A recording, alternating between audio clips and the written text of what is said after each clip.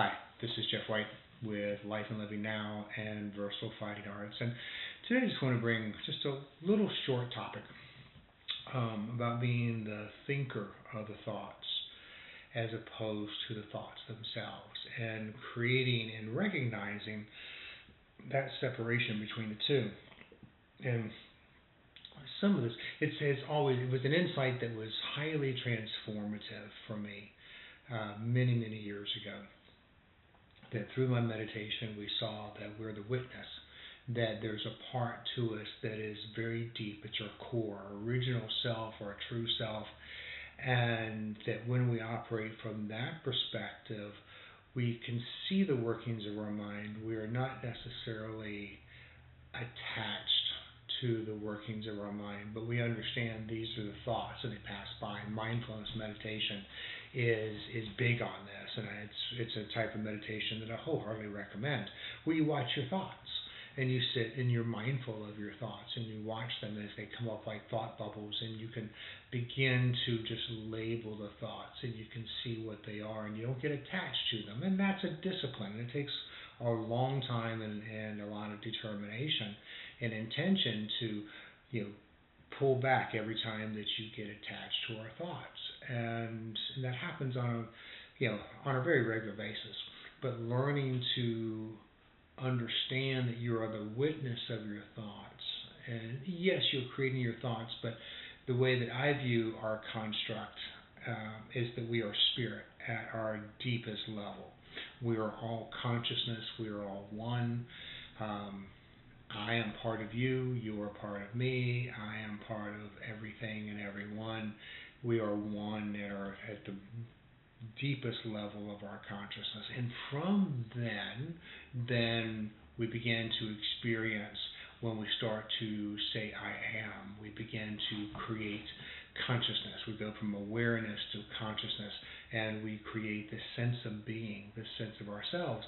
And in order in this plane to be able to work with that, then we create and utilize the ego mind. When the ego mind is there to process all this information, it's there to help see the things that what the molecules have put together, the energy as it resonates, and we have buildings and we have nature, and we have trees and grass and sunlight and wind and all these forces that we see.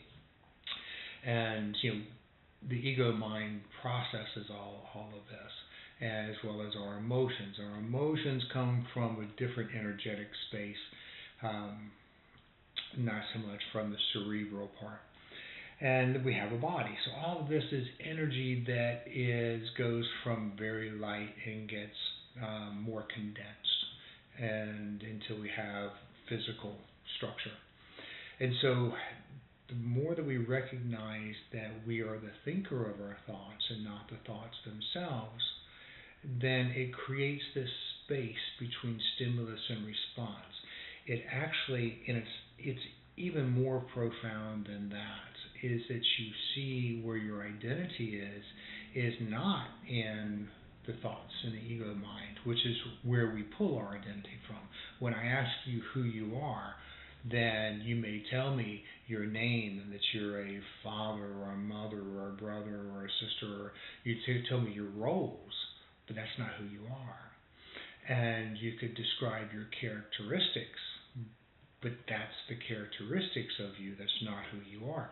The deeper we go into who we are, then we suddenly find, very similar to as we drill down on a molecular level into atoms, it's just energy that's there. The more that we drill down into our consciousness about who we are, and we get past our attachments to the ego mind, we find that we're spirit. We find that it's energy. And it puts us in a very profound space. So bringing us to the point that I wanted to discuss today. So there was a conversation in which there was a lot of hate. In political conversations today, there is a lot. And I try and stay out of a lot of political conversations, especially on things like Facebook and social media. No meme or a short 140 text spaces is ever going to communicate a solid idea. It only gives a fraction. But this person had said that they were hating this political party, and And I just chimed in and just said it's a lot of displaced hate, and let's dial back on the hate. You can not agree with somebody, you can disagree vehemently, and still not hate the person. But a friend of mine then chimed in and started talking about Nazis and how he would always hate Nazis and Nazi people, and it was morally unassailable. And on that level, I happen to agree. It's just, the Nazi ideology was horrific, and it was against, I'm a big believer in freedom. It's one of my highest core values. As a teenager, that was, I want to do what I want to do. As you mature, you realize, I want to think the thoughts I want to think and not be an automaton. I don't want to have things to be automatic. I want power, I want freedom over my thoughts, over my ability to think and to feel and to know what was a constructed bias from social mores, our civilization, society, and what I actually felt. So my definition of freedom has changed, but my commitment to it, my value, my esteem of it never has. So, I was just, and so that was a Nazi ideology. And to hate an individual who's a Nazi, I get where it's very easy to do, especially if they have impacted your family in the way that Nazi Germany did. I can understand that. When we see some of the rise and the despicable comments that come up from the extremes, actually, on either side, but it's problematic. And nothing that I agree with, of course, but I also believe in freedom of speech. So there's a balance. But here's the thing. Set all that aside. What I'm encouraging to do is to look deeper. So we have this whirlwind in our thoughts of constantly we're churning out this endless stream of thoughts that are both empowering as well as disempowering. The thoughts that we think, they can shape our perceptions, they shape our emotions, they can shape our actions. Amidst this mental chatter lies, in my mind, this profound truth that often is overlooked, and that's the thinker, as we said, and the thoughts are not the same. By separating the thinker, by separating and understanding this is the observer, the conscious self, that you separate this thinker from all the thoughts themselves, then we open this gateway to a greater self-awareness, to mental clarity and emotional freedom. So, thoughts are these transient mental constructs. They arise spontaneously, it seems, and often are, and are influenced by our past experiences, by our cultural norms, by our immediate surroundings, things going on, our fears, our faith. So there's a lot that goes into how our thoughts impact us, and how we say we have almost 60,000 automatic thoughts a day. So these thoughts, they could tell a story, they could analyze a situation, they could project fears about the future. It's important to recognize that these thoughts are not necessarily reflective of reality. They're reflective of our perception of reality. They are like passing clouds in the sky of consciousness. They're fleeting, they're impermanent. What's real is the original self, your true self, your conscious self. That's what's real. And that person is deeper than the ego mind. So I could look at somebody who's looking into the ego mind, who's acting out of their ego mind with something that is horrific, and I can say, I vehemently disagree with this line of thought, this ideology, with this action. But I still understand the person themselves is part of me, that I am one with the person. Back in my church days, we would say, love the sinner and hate the sin. And that was a true statement, and I understood that. It created a path of empathy and compassion for the individual. And I find that to be very true now. We are each the thinker of our thoughts, but we are not the thoughts themselves. So I can vehemently disagree with somebody, but I can still have compassion for them. I can still see that at their core, then they are spirit. Now, some were so entrenched in their ideology, and from whether it's their religion, that they are intent on violence to person, property, etc. They need to be stopped. The action needs to be stopped. And do not take what I'm saying for pacifism. I consider myself a man of peace. At the same time, I do prepare and train for altercation and protection of myself, protection of those that may be in my care through martial arts. And so that's very much a part of my outset as well. It doesn't need to be everybody's outset or mindset. I think we all have a part to play. It's like you can view, one analogy would be looking at humans as a human body. We all have different cellular functions. We're all called to different things, but we're all part of the body itself. So this idea that I can love the individual, but detest what they're thinking is valid. I may not have to go so far as to say I love them, but I can, if somebody is coming out to harm me or to my family, I may need to maim them, put them down, and stop them. I did a seminar where the subtitle was How to Be Unmercifully Merciful. And the idea was that there are times when if somebody has so deluded themselves and are so encapsulated and that are so entrenched in their thoughts or their hatred and their desire to do violence to somebody, that's what they see as the answer. Then there's times when I need to stop them, and I need to stop them as quickly as possible so they don't do harm to anybody else, but they also don't continuously create bad karma for themselves, and so we can put them down, dispatch them as quickly as possible. And in some cases, that does mean a hard reset on life, if that's the case. And each person has to determine. We have this conversation in my martial arts schools that you have to know yourself and know what you are aware of. I come from a place knowing that we are all spirit, that if somebody is so deluded that they are going to hurt somebody and to kill somebody, then yes, we do need to stop them, and we do need, at times it's warranted to put them down. That's okay. They start over, and now they can hopefully have learned a lesson. They have to come back through life and do it again. So that works in my mindset. That is how I view the world. And so when somebody is now producing these thoughts, and we can look at this with ourselves too, instead of always just thinking outward, we look at ourselves and we are the thinker of the thoughts, not the thoughts themselves.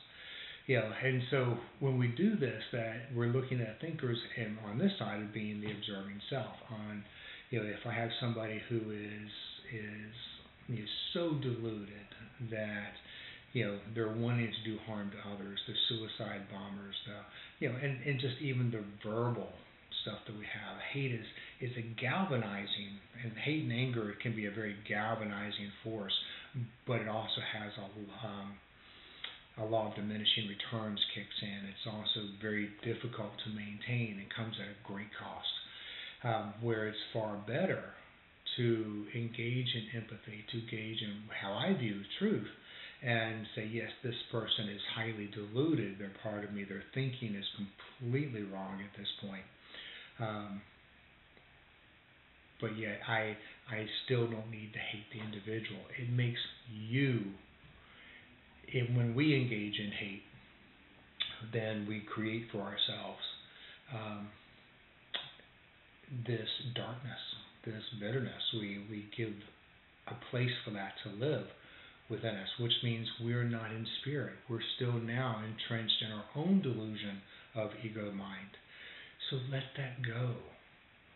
You do not have to agree with what they're doing, at all. You do not have to agree with how they think at all. But you will find it that you are in a better place if you will look at them as being, they're the thinker of the thought, they are not the thought themselves. Just try it. Commit to it. for about a 90-day period when you have interactions. See how it changes your perspective. You may find also it changes their perspective. It may not, but it does change you. And that's the important part. Because I feel that if we can all be the change that we want to see in the world, that's where it starts. The government's not going to do it. They're not designed to do it. The government's designed for bureaucracy, for regulation, for control. The individual and the groups of individuals, that's where true change, evolution, metamorphosis happens. And the more people understand this and apply it, then humanity itself is increased, it's enhanced. It is all, a rising tide lifts all boats. It's the elevation of consciousness and awareness that within each individual, as that grows, it raises it for everybody. We've already seen this if you track long term the history of civilization. We've become, I won't say nice, but nicer. And if you doubt that, then just go back and look and see how life was and how we treated each other through the years. And we still don't treat each other well. I get that, but but there's factions of us that do. You have to look and see, and it helps to take as broad a picture and a broader perspective as your consciousness will allow at this time, and then continuously try to expand that. So when we start looking at this idea of being the thinker and being the observing self, then this is the part of us that watches. This is the part of us that notices. It's the part of us that's aware of our thoughts without becoming entangled in them. And it's often referred to as, say, the silent witness. Some would call it true self. Others will call it original self. That's my phrase for it. That this thinker exists beyond the stream of thoughts and emotions. It's the steady awareness that remains unchanged regardless of any mental noise. Very, very important. So, when we conflate the thinker with the thoughts, when we put them all together, we risk becoming consumed by them. The negative or repetitive thoughts, for instance, can trap us in cycles of anxiety, with self-doubt, with unnecessary overthinking. By distinguishing the observer from the observed, we gain the ability to step back and question our thoughts. Is this thought helpful? Is it true? Does it serve me? Very good questions to ask yourself.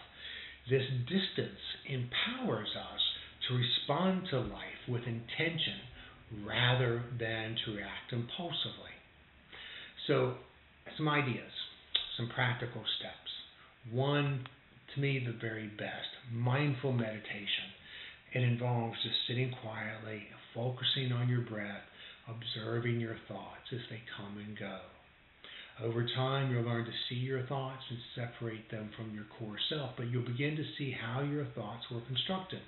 This thought led to this thought. Oh, I have this thought. Well, this thought came just before that, and this thought just came before then. So I see what my trigger was. Label your thoughts, okay, as you see them pop up. Sometimes I go, oh, that's fear, and just let it go. Oh, that's judgment. Oh, let's let it go. Oh, that's love. That's good. Let it go. All right. This simple act helps to create the space. A big one is always practicing non-attachment. Remind yourself that you're not your thoughts. Allow them to rise. Allow them to pass through without identifying them or without clinging to them. The clinging is what is difficult, is what we typically do. You'll sit in meditation, and pretty soon you'll find yourself not engaging your thoughts even after a while, but maybe you're thinking about your thoughts. Well, now you're still engaged in your ego mind. So you want to always be aware of getting rid of, letting go of that ego mind. It's just peeling back those layers of onions, as the old saying goes. Peeling back those different levels until what you are is just awareness. That's it. Journaling helps. Journaling is a major benefit in helping to create an objective view of your thoughts. And I use it a lot, especially if I'm really troubled by something. I'll start to journal. I'll start to write it out because I can talk to myself. I can answer myself. The process of writing it down slows my mental process down, and also helps to galvanize what my thoughts are. So writing it down is always good. Pause and reflect. Is this thought truly me? Who is thinking these thoughts? So these are the things that we do for ourselves. I started this as a way of saying, here's how we can treat other people more humanely, nicer. However, it starts with the individual itself. So going back, I think it's important to note that when I'm watching my thoughts, that I'm not trying to suppress them. I'm not trying to eliminate them. I'm letting them rise. The act of awareness itself is transformative. The act of awareness itself is healing.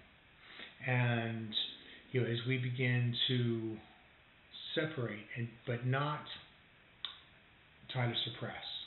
When we try to suppress, we push it down. Instead, let them be. Don't add to it. Don't take it away. If something pops up and there's a strong emotion attached, if it's a good emotion, we like those. So we like to revel on those, and we add to them sometimes. Don't add to them. When we have the negative emotions, we'd like to run from pain towards pleasure. So if we're running from pain, we push it down. We repress it. Don't do that. Don't try and get rid of it. Don't add to it. Just let it be. Let that energy work itself out.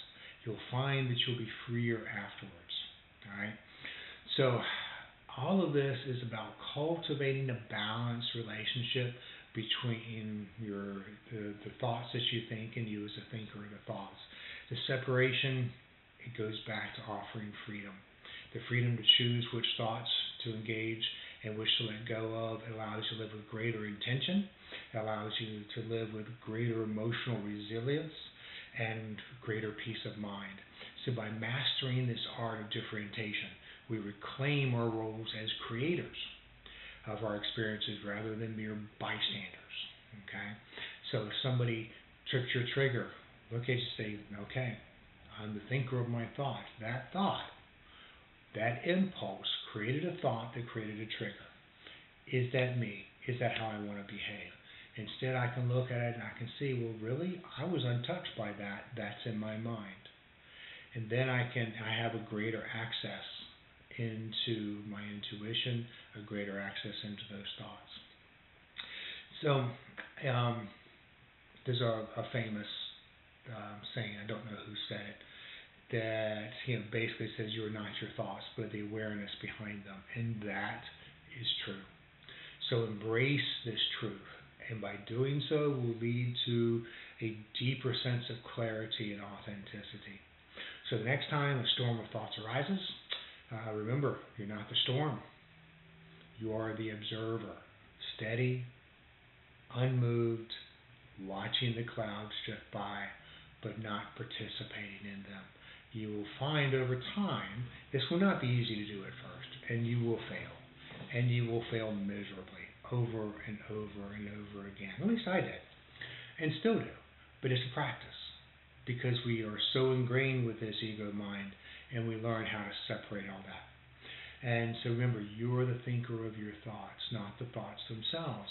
And once you understand this about yourself, then you also understand it is true about others as well, that they're the thinker of the thoughts and not the thoughts themselves. They are also spirit. They may be terribly deluded to the point where they may never see the true light in this lifetime. But they are still spirit, and they are still the thinker of the thoughts and not the thoughts themselves. And so if we encounter them, we can still, if I need to react and employ violence in a situation, I can still do so with calm in my heart and with a mind of full intention, knowing that I am here to stop this person, to protect myself, protect those I love, whoever's in my care. I'm going to protect them, and I'm going to stop this person from harming themselves as well as others as quickly as possible. So some thoughts to kind of to ponder on. I would encourage you to just think about it. You don't have to take what I say verbatim. Try it out. See for yourself. All right. I want to thank you very much and enjoy your day.